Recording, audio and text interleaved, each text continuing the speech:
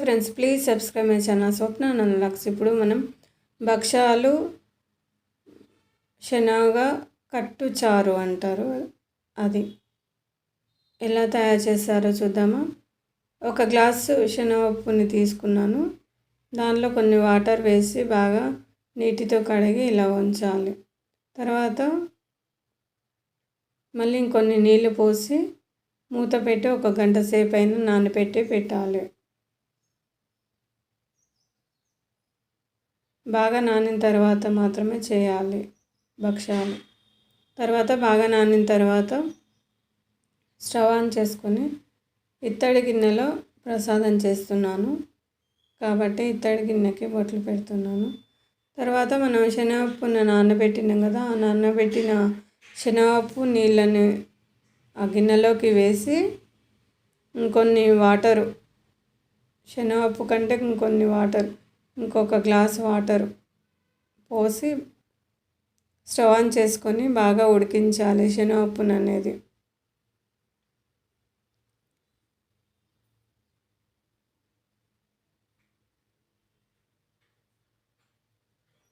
ఇంకొన్ని నీళ్ళని పోసి బాగా ఉడికించాలి. శనగపప్పు అనేది కొంచెం పలుకగా ఉన్నప్పుడే స్టవ్ ఆఫ్ చేసుకొని నీళ్ళను తీసేయాలి. ఎందుకంటే శనగపప్పు మెత్తగా ఉంటే పూర్ణం అనేది గట్టిగా రాదు. కాబట్టి శనగపప్పు అనేది మనం కొంచెం పలుకుగా ఉన్నప్పుడే తీసేయాలి. చూసుకొని తీసేయండి, ఎందుకంటే బాగా మెత్తగా కాకూడదు. తర్వాత మనం ఒక గ్లాసు శనగపప్పుని తీసుకున్నాం కాబట్టి 1.5 బెల్లం తీసుకుంటున్నాను. మీరు ఒకవేళ స్వీటు ఎక్కువ తింటే ఇంకా ఎక్కువ వేసుకోండి, తక్కువ కావాలంటే తక్కువ వేసుకోండి. 1.5 శనగపప్పు వేసాను, 1.5 బెల్లం వేసాను. తర్వాత ఇలా వడగట్టే జాలి గిన్నెని తీసుకొని కిందంగా ఒక ప్లేటును పెట్టుకోవాలి. ఎందుకంటే ఆ నీళ్ళతోటే మనం శనగ కట్టుచారు చేయాలి కాబట్టి నీళ్ళను పోయకూడదు. కాబట్టి మనం ఇలా పలుకుగా ఉన్నప్పుడు శనగపప్పు ఉడికిన తర్వాత ఇలా జాలి ఉన్న గిన్నెని తీసుకొని ఇలా కింద ప్లేట్ పెట్టుకోవాలి. కింద ఉన్న రసం అనేది మనం శనగ కట్టు చారు చేసుకోవాలి కాబట్టి నీళ్ళను అలాగే పోసుకోవాలి. ఇలా పోసుకొని వడగట్టి శనగపప్పు అనేది బాగా చల్లారనివ్వాలి అలాగే ఉంచేసి. తర్వాత మనం పిండిని తడుపుకోవాలి. నేను పూరి పిండిని తీసుకుంటున్నాను. పూరి పిండి అంటే షాప్లో ఇస్తారు, వైట్గా ఉంటుంది. 1/4 కేజీ పూరి పిండికి 2 స్పూన్ల సన్న రవ్వ, బాంబే రవ్వ అంటారు కదా, అది 1/4 కేజీ పూరి పిండికి 2 చెంచాల సన్న రవ్వను వేసాను. వేసి చిటికెడు సాల్ట్ వేయాలి. ఎందుకంటే స్వీట్ ఎప్పుడు చేసినా చిటికెడు సాల్ట్ వేస్తే దాని టేస్ట్ అనేది డబల్ అవుతుంది. మీరు కూడా ఇలాగే చేస్తారా? తర్వాత మనం పూరి పిండిలో ఒక చిన్న స్పూను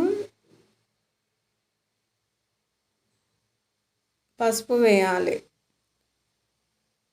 మీరు కావాలంటే వేసుకోండి, లేకపోతే స్కిప్ చేయండి. చిన్న స్పూను పసుపు వేసుకోండి. తర్వాత దాంట్లోనే 1 స్పూన్ ఆయిల్లో అయినా, డాల్డా అయినా, నెయ్యి అయినా ఏదైనా వేసుకోండి. నేను 1 స్పూన్ నూనె వేసాను. వేసి ఇలా కలుపుకొని చపాతీ పిండి కంటే కొంచెం లూజ్గా తడుపుకోండి.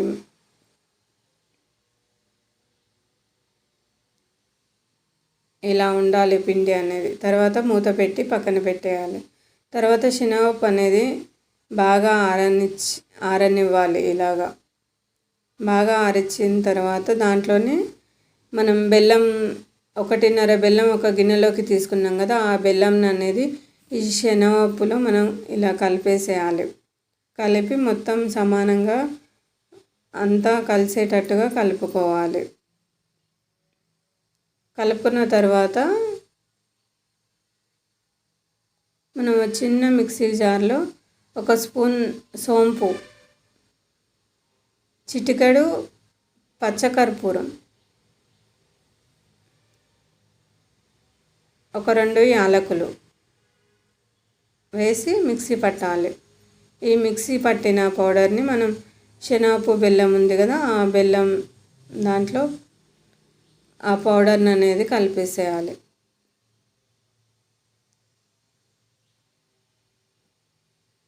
ఇప్పుడు మనం 2 యాలకులు కూడా వేసి మిక్సీ మెత్తని పౌడర్ లాగా పట్టుకోవాలి. సోంపు 1 స్పూను, చిటికెడు పచ్చకర్పూరం, 2 యాలకులు వేసి మిక్సీ అనేది మెత్తని పౌడర్ లాగా పట్టుకోవాలి. మీరు కావాలంటే సోంపు అలాగైనా వేసుకోవచ్చు. ఇది పచ్చి సోంపు, వేయించిన సోంపు కాదు. పచ్చి సోంపునే వేస్తే టేస్ట్ బాగుంటుంది. తర్వాత మిక్సీ అనేది మెత్తని పేస్ట్ లాగా చేసుకోవాలి.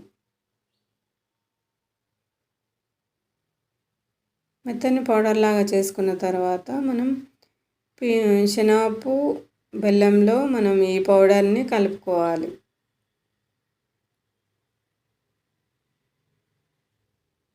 మీ దగ్గర ఉంటే వేసుకోండి, లేకపోతే వేయకున్నా బాగానే ఉంటుంది.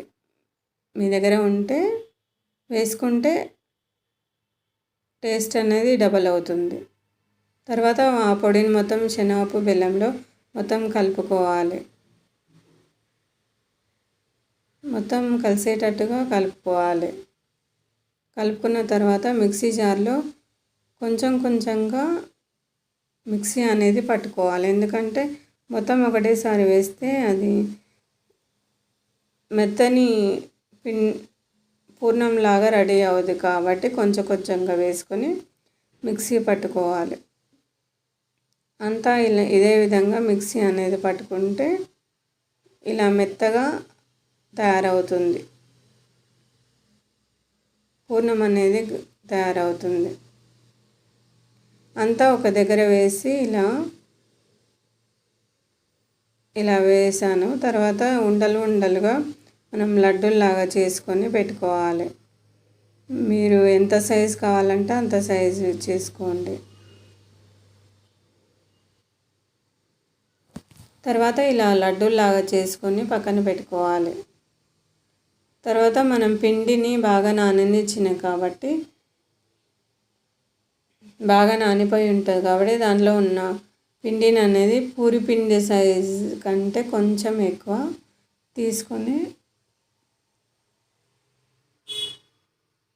మనం ఇదే నూనెతోటి చేతికి నూనెని అప్లై చేసుకొని పిండిని అనేది ఇలా చేయాలి.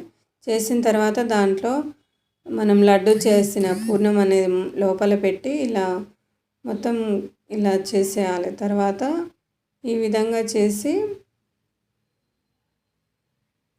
ఆశీర్వాద్ ఆట 5 kgs పిండి కవర్స్ అనేది పడేయకుండా మనం ఈ విధంగా కవర్ని కట్ చేసి మనం దేనికైనా పూరికైనా దేనికైనా చేసుకోవడానికి బాగా వీలవుతుంది. దాని మీద ఆ కవర్ మీద కొంచెం ఆయిల్ని అప్లై చేసి మనం చేసిన ఉండని దాని మీద పెట్టి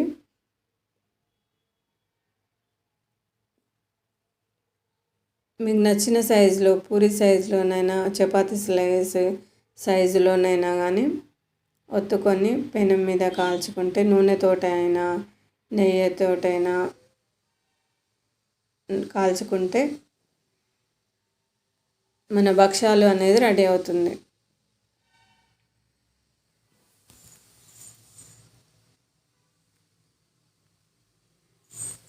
ఇలా చేతితోటి ఒత్తుకుంటే సమానంగా ఒత్తుకొని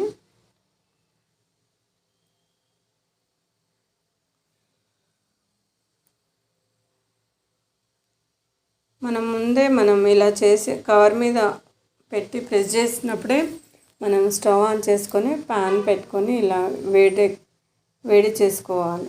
దాని మీదంగా కొంచెం ఆయిల్ వేసి మనం చేసిన భక్షం అనేది వేసి కాల్చుకుంటే గోల్డెన్ కలర్ వచ్చే వరకు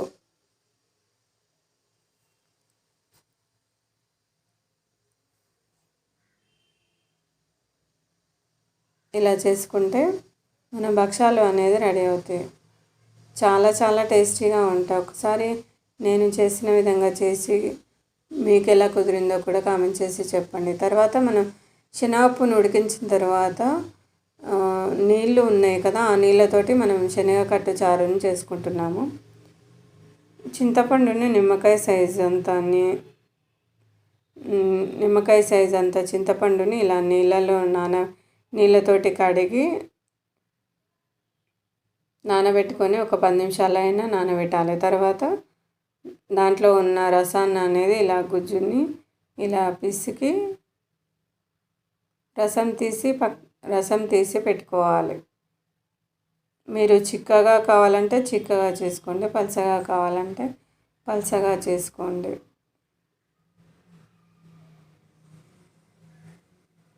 తర్వాత మనం శనగపప్పును ఉడికించిన నీళ్ళు ఉన్నాయి కదా, ఆ చింతపండు రసంలో మనం ఈ శనగపప్పు నీళ్ళను కూడా మొత్తం కలిపేయాలి. కలిపేసిన తర్వాత దీన్ని చారుగా మనం చేయాలి. మనం స్టవ్ ఆన్ చేసుకొని ఒక గిన్నె పెట్టుకొని 2 స్పూన్ల నూనె వేసుకొని నేను కరివేపాకు, పచ్చిమిర్చి ఇలా పొడిగా కట్ చేశాను, ఉల్లిపాయలను కూడా ఇలా పొడిగా కట్ చేశాను, టమాటాలు కూడా ఇలా పొడిగా కట్ చేశాను. తర్వాత నూనెలో 1 స్పూన్ జీలకర్ర, 1 స్పూన్ ఆవాలు వేసి ఫ్రై చేసిన తర్వాత ఉల్లిపాయలు, పచ్చిమిర్చి, టమాటా, కరివేపాకు వేసి ఫ్రై చేయాలి. తర్వాత 1 స్పూన్ పసుపు కూడా వేసి ఫ్రై చేయాలి. తర్వాత 1 స్పూన్ అల్లం వెల్లిగడ్డ పేస్ట్ కూడా వేసి ఫ్రై చేయాలి. కొంచెం ఫ్రై అయ్యే వరకు మూత పెట్టి ఒక 2 నిమిషాలు ఫ్రై అయిన తర్వాత ఫ్రై అయ్యే వరకు మూతను పెట్టుకోవాలి. మూతను పెట్టుకుంటే అది టమాటాలు, ఉల్లిపాయలు అనేది బాగా మగ్గుతాయి. తర్వాత బాగా మగ్గిన తర్వాత 1 స్పూన్ సాల్ట్ వేసుకోవాలి. ఎందుకంటే ముక్కలు ఇంకా బాగా ఉడకాలంటే 1 స్పూన్ సాల్ట్ వేసుకుంటే బాగా ఉడుకుతాయి. తర్వాత మనం శనగపప్పు, చింతపండును నానబెట్టిన రసాన్ని మొత్తం ఇప్పుడు ఆ గిన్నెలోకి పోసేయాలి. తర్వాత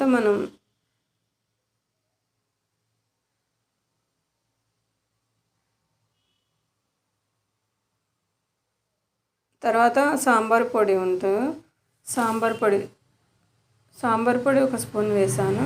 మీరు కావాలంటే ఇష్టమైతే వేసుకోండి, లేకపోతే వేసుకోకపోయినా ఏం కాదు. సాంబార్ పొడి 1 స్పూన్ వేసాను. తర్వాత 1 స్పూన్ బెల్లం కూడా వేసుకోవాలి. ఎందుకంటే మనం చింతపండు వేసిన ప్రతి చోట బెల్లం వేస్తే దానికి విరుగుడు అవుతుంది. 1 స్పూన్ సాల్ట్ కూడా వేసుకోవాలి. ఎందుకంటే మనం ముందు 1 స్పూన్ వేసాం కానీ సరిపోదు కాబట్టి 1 స్పూన్ బెల్లం కూడా వేసి చేస్తే రెడీ అవుతుంది.